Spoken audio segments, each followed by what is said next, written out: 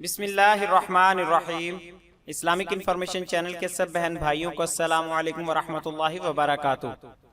صحیح بخاری حدیث نمبر 79، باب پڑھنے اور پڑھانے والے کی فضیلت کے بیان میں۔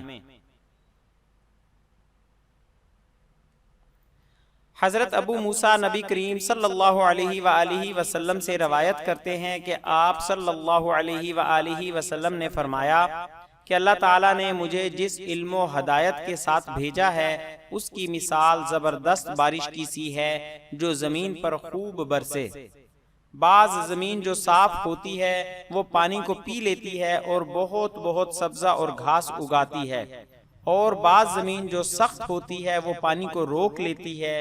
اس سے اللہ تعالیٰ لوگوں کو فائدہ پہنچاتا ہے، وہ اس سے سیراب ہوتے ہیں اور سیراب کرتے ہیں۔ اور کچھ زمین کے بعض خطوں پر پانی پڑتا ہے جو بالکل چٹیل میدان ہوتے ہیں، نہ پانی روکتے ہیں اور نہ ہی سبزہ اگاتے ہیں۔ تو یہ اس شخص کی مثال ہے جو دین میں سمجھ پیدا کرے اور نفع دے اس کو وہ چیز جس کے ساتھ میں مبعوث کیا گیا ہوں۔ اس نے علم دین سیکھا اور سکھایا، اور اس شخص کی مثال جس نے سر نہیں اٹھایا یعنی توجہ نہیں کی، اور جو ہدایت دے کر میں بھیجا گیا ہوں اسے قبول نہیں کیا۔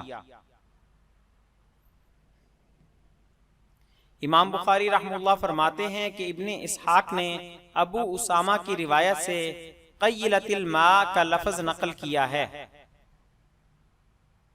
قاع اس خطہ زمین کو کہتے ہیں جس پر پانی چڑھ جائے مگر ٹھہرے نہیں، اور صف اس زمین کو کہتے ہیں جو بالکل ہموار ہو۔ مزید اسلامی معلومات کے لیے ہمارے چینل کو سبسکرائب کریں اور ہماری ویڈیوز کو لائک اور شیئر ضرور کریں۔ آنے والی ویڈیوز سے باخبر رہنے کے لیے بیل آئیکن پریس کریں۔ شکریہ، جزاک اللہ خیرہ۔